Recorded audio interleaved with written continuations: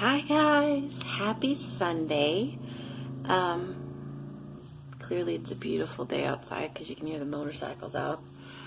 I decided to vlog today for a couple of different reasons. I got a lot of stuff swirling about in here, and I used to write about it. I used to blog about it, but I think it's harder for people to sit down and read something these days versus just maybe pushing the play button and listening to something. They can go about and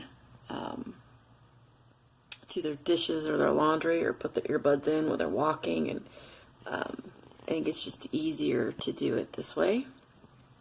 And also because I tend to be a bit long-winded, so my blogs tend to be really lengthy. It's not a quick read generally. I used to have a personal blog a few years ago. It's still up, and I may repost some of those things. Maybe. I haven't quite decided yet. Or I might just continue in this new version and do personal vlogs instead. Sitting in the hotel room, which this quaint little hotel room, I'm sitting in a window seat, you guys. Like, this is, I mean, it's not the greatest view, but it's a window seat, and I love it.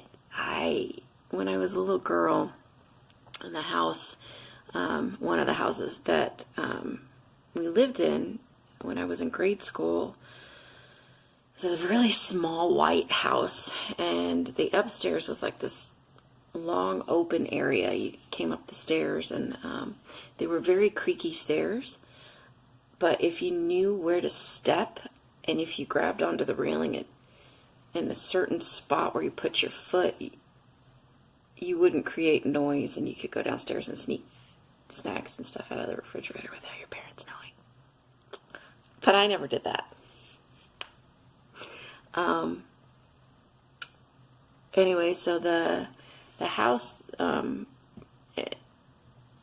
there wasn't any air conditioning. We had a window unit downstairs in the living room. So sometimes in the summertime, my younger sister and I would go downstairs and camp out on the living room floor just so that we could sleep in a cooler room. My older sister, she's 7 years older than I am, so she was in high school and doing her own things. We all shared the upstairs space. If you walked up the stairs, and there's this landing strip, so you go up the stairs, and over to the right at the top of the stairs, we had the long, those old stereo consoles where you could put like the heavy white buttons that you pushed to play 8 tracks. I'm really dating myself. So sorry about that. But yeah, so, and then you lifted up the little lid, and there was in the top of it, and there was a record player inside, and the speakers were really tinny. And anyway, we had one of those long consoles at the top of the stairs on the right hand side, and then you would go up the stairs to the left, and it was an A-frame up top, so you had to walk a certain way. But there was a row of closets. I have a crazy memory, guys. It's crazy long term. Anyway, so there was a row of closets there, the sliding closets, and then there was a kind of an open area where we had some wicker furniture. I should draw this diagram. I'm going to draw this diagram, and I'm going to put it I'm going to tweet it and possibly put it in Instagram, so you'll see. And I guarantee if my sister saw it, she'd be like, that's exactly what it was. Anyway, so we had these wicker chairs, this wicker set, kind of a little common area, seating area. To the left, my sister had a curtain, and a little alcove was her bedroom. And then we had this really long bookcase that separated the little common area, or the little reading area, to where my sister and I had our twin beds set up. They were bunk beds, but because the ceiling was A-frame, they were set apart. And then along the opposite end of the staircase, there was a long built-in bookcase, or not bookcase, dresser. It was a long dresser. And then off of that was a window seat, a window where I would crawl out the window and sit sometimes on the roof at night and watch the sunset. I love sunsets, and so I would sit and do a lot of thinking. Even at a very young age, I would do that. My sister would do that too, but I remember the window seat having this light blue vinyl covering on it, and we'd stick to it in the summer, and that sucked. But it was like a chest. You could open up and house things in it.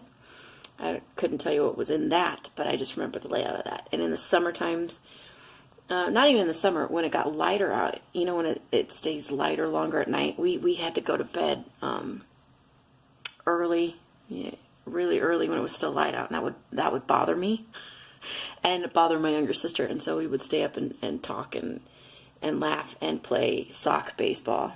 If you ever played sock baseball, well, it spanned such a long way that we could, we'd use our hands as bats and roll up a ball of socks and like pitch and hit it. And that was back in the days when I played Little League. Bears was our team, and there's a picture somewhere in my Instagram feed of me with the team, and we were horrible. Yeah, we were horrible. I hated, I loved throwing. I still love throwing. I have a really strong arm.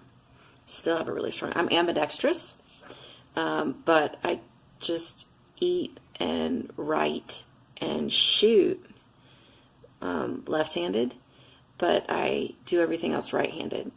I cut and throw, and I can bat both ways, but that sounds like I meant actually baseball.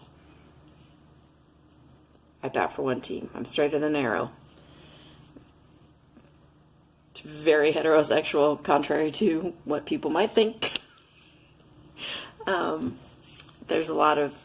get a lot of weirdness because I live alone and have lived alone for almost a decade, so. And I don't date, so people are weird about that, and I also goes back to something else that I wanted to talk about ever since I was a kid, and that goes back to this house that I'm talking about. Even at a very, very young age, like I was never the outgoing social butterfly. I was never the popular kid in school or the cheerleader, the captain of the cheerleading team or anything like that. I was always the shy kid, the quiet kid, and still am, to some degree. I am walking contradiction, if you will. There are many times where I can be very outgoing and have that super extroverted personality, especially when it comes to work, that kind of thing. And when I love to be around people and teaching, that's where the extrovert in me comes out. But on the other side of that, I was always the kid that was very happy in my solitude. I always enjoyed the pleasure of my own company. That was never something that I struggled with. And a lot of people have a hard time doing that. There's a lot of people that have a hard time being alone. I was never one of those people. And I'm still not one of I remember distinctly being in my backyard. Again, the memory, we had a lot and a half, and I think it was quarter of an acre, because we had a house, and then it was the concrete pavement, it was supposed to be a carport, but it was just the driveway, where I would often perform dance routines, picnics outside in that driveway, when I was little, or just dance for anybody who was walking by. Yeah, you get a walk at a show. But we also had this huge plot next to us that was all grass because nobody had built a house on it. So we owned that land, and we had a garden at the back of it, like a full, like, corn and beans and tomatoes. And I just remember, cleaning green beans at night, and my mom and dad blanching them and all that kind of stuff. And then we had this big weeping willow tree in the back. Where's a pussy willow tree? It might have been. But I think that's kind of where I learned or became enamored with climbing trees. Which, again, me sitting on the roof and climbing trees is really weird because heights and I are not friends. We're not friends. So that's odd. Again, I'm a walking contradiction, people. And then we had these peony bushes that lined the very back of the yard, and beyond that was an alley. So there's an alley that went down and back behind our houses. And I would go out by myself and play and pretend and make mud pies and dig in the dirt and I was always a tomboy, and still am, and I'm okay with that. I don't have a thing about putting labels on things, but for all intents and purposes, this is it's easier to describe things that way, categorize things so that it can help you understand or help others understand where I'm coming from. And so even back then, I was okay. Like, I was okay being alone and playing by myself, and I didn't need anyone to entertain me. And that carried through my teenage years, too, even after my parents' divorce and the loss of my mom. The story goes that I met my best friend, Mel, at our young adult beginning experiences. Something else I want to talk about, too. It was a retreat, a Christian-based retreat, that was to support young adults, not kids, but young adults, teenagers, and college-age students, to a therapy retreat to help those who were affected by losing a loved one through death, divorce, or abandonment. And I had both, and that's in a blog too. I know I've vlogged the story of my mom, but I didn't put in there the part that I wrote about, and that the therapy that I went through at that age was very life-changing, because when things like that happen at a young age, you can go really one of two directions. You're going to either go the complete opposite way and really pull your big girl pants up and get on with it, or you can lose yourself in the distraction of trying to fill that void in very negative ways. And I'm very grateful for my father and my stepmom, actually, who has been mom to me since I was 16. That's where they met, because they met through BE, which is beginning experiences. That's for adults who have gone through loss of a loved one through death or divorce. And so, my father and my mother divorced when I was 13, and that's how my stepmom and my dad met, was through that support group. Consequently, that's how I got introduced to Yabi. And I think, we I just got yes, thank you. I have a parcel pending. I just got a notification. It's probably more dance costumes. I'm not at home to get it, though. Anyway, I got sidetracked. Shocking, I know. Yabi. I didn't get sidetracked and get right back on track. It's still, in the last few days of Mental Health Awareness Month, and You talk about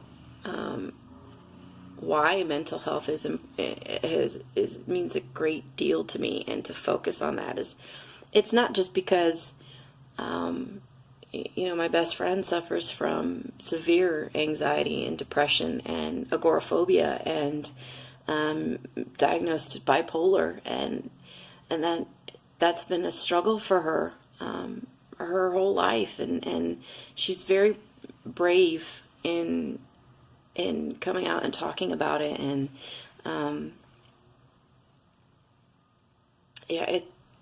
the focus in talking about it and trying to remove that stigma is so important to me, because of that, because my son suffers from anxiety and depression. And when my husband and I got divorced, my then husband, he's my ex now, they suffered, and I wish that there would have been a place for them to go like I had. They're on the other side of it, but it hasn't been easy for them, and I know that.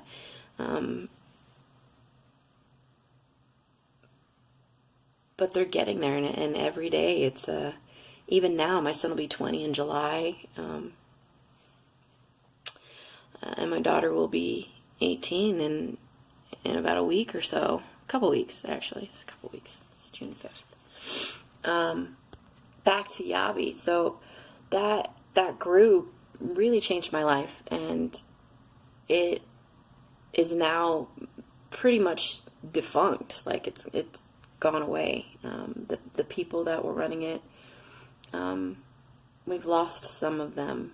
Some of them have passed away, and some of the counselors, the older adult counselors that were there, that really helped me and helped so many others. It wasn't a large group of people. It was a small, pretty tight-knit community, but I know I'm rambling. I'm trying to get my thoughts together, guys, so bear with me. I need to shift right now because the lumbar on this window... Give me a second. I keep sliding down.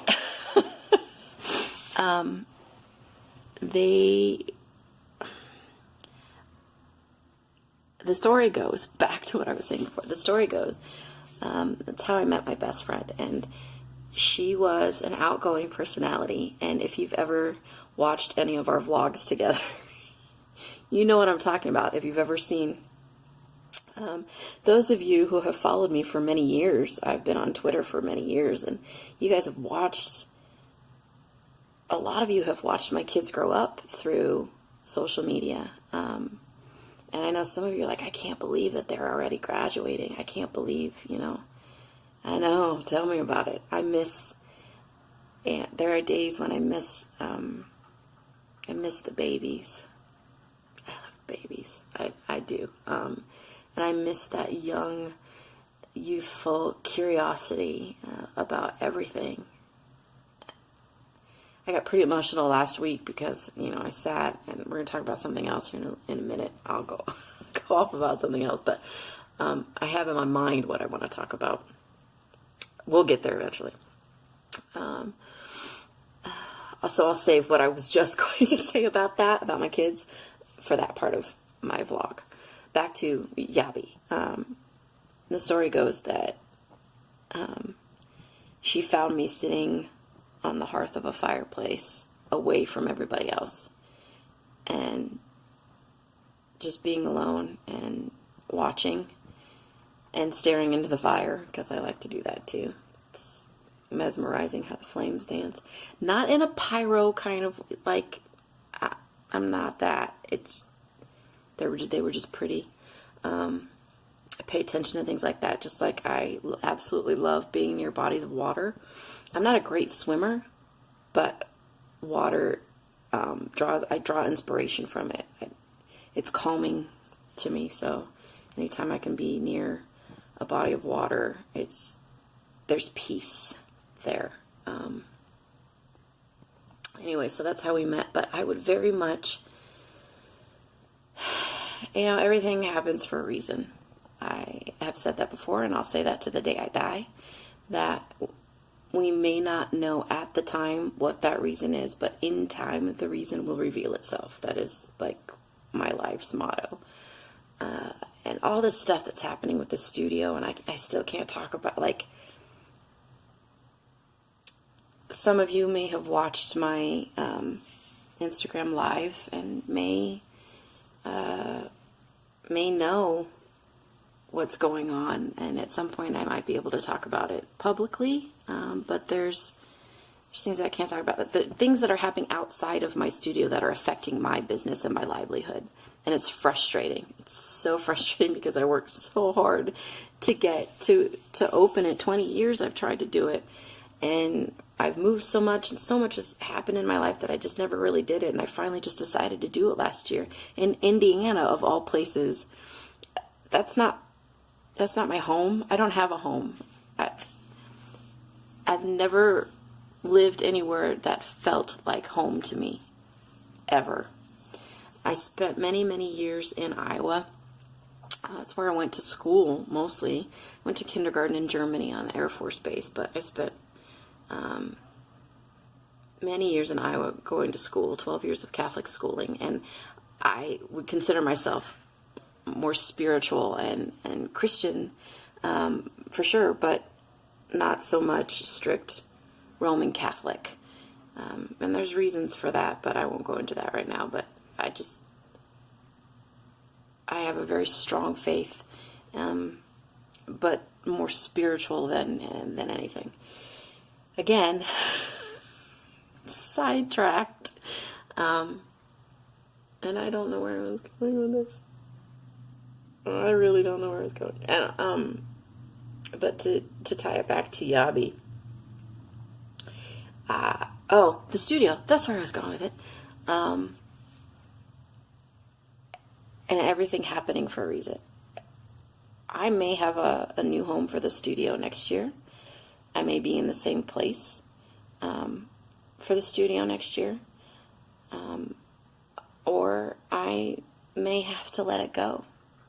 And these last few weeks have been really, really hard, trying to come to terms with that and trying to come to grips with that, because, you know, you have all those stories in your head of failure. I'm not afraid to fail because I try so many things. And what bothers me is that I think about people out there who know me or have known me in the past, who want me to fail, who expect me to fail, who look forward to just watching to see if I do fail. I'll pray for you. It's okay. It's cool. It's whatever. That's your thing. I'm never going to stop trying new things, or because something's going to click. There's something that there's a purpose, and I'm meant to be doing something, and I'm being led to something always. I'm trying to be better about listening to that and going with my gut as opposed to what I think should happen. I don't know if that makes any sense to anybody out there, but surely someone somewhere watching this understands what I'm talking about. That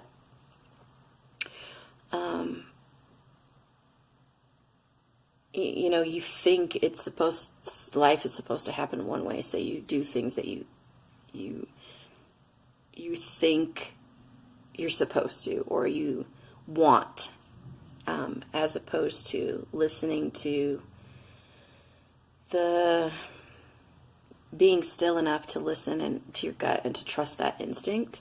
And we won't get into my issues with trust. Maybe in a different vlog about that. But if you've ever paid attention to anything that I've said in any of my vlogs, and things that have happened to me, it's pretty clear why there are trust issues. It's pretty clear. I'm so much better now than I was even 2 years ago, or, you know, definitely than almost a decade ago. we're always changing and growing and evolving. If you're not, then you're going to have it rough if you're not evolving and adapting to things that happen to you and things that don't happen to you. I think that's important to recognize as well. Anyway, so I think, for the longest time I've wanted to do two things, but it's always been something that's, maybe someday I'll get around to that, maybe not, maybe, my purpose in life is to teach dance, and for 20 years I've wanted to open a dance studio, and I did it, but there's no guarantee that I'm supposed to do that forever. Does that make sense? Maybe I was just supposed to get here and to do that, and to establish that, and to be able to to say I did it, that was a goal and I accomplished it. It doesn't necessarily mean that is what I'm meant to do forever, or for the rest of my life. I shouldn't say I've done so many things, successful at some and not so successful at others, but I think if you don't try, and I think that's the failure, is in the not trying.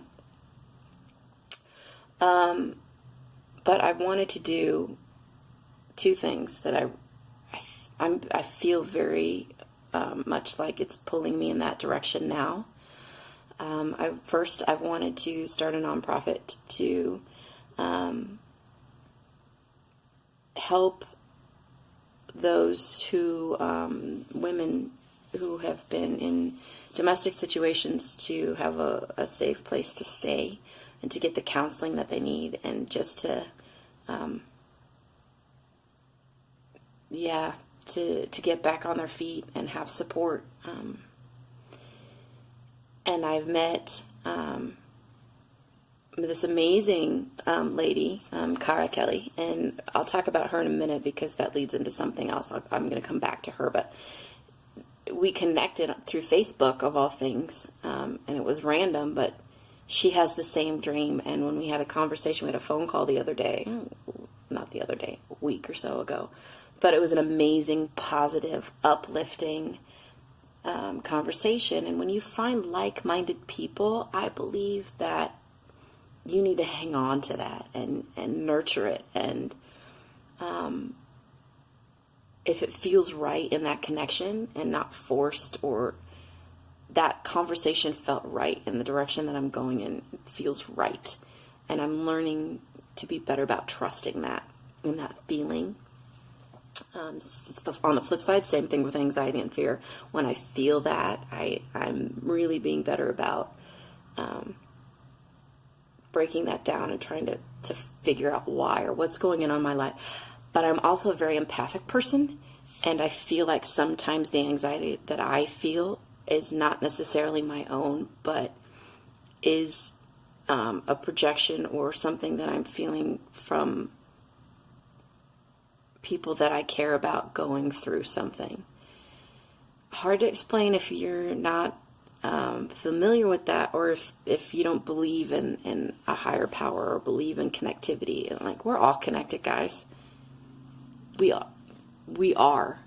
Whether you like it or not, good, bad, otherwise, we are all connected. And there's just connections that are stronger than others. And those connections, the good connections, the ones that are meant to be there, I feel like we need to grab on and hold on to those, because that in turn is going to help others connect, and we're going to keep connecting, and hopefully that just connects so much love and light that it just fixes so many things that are wrong in this world. But we have to start trusting that gut, and we have to start making those connections and building people up and grabbing on. It's like lighting a candle, that phrase that, lighting someone else's candle doesn't burn yours out or snuff yours out, or I can't remember the exact phrase, but it's like that. We need to start lighting other candles, and start with yourself, and trusting that there is somebody out there with a candle waiting to be lit, and you could be that spark for them. Okay, I gotta stop and we're gonna do a second video. Hold on.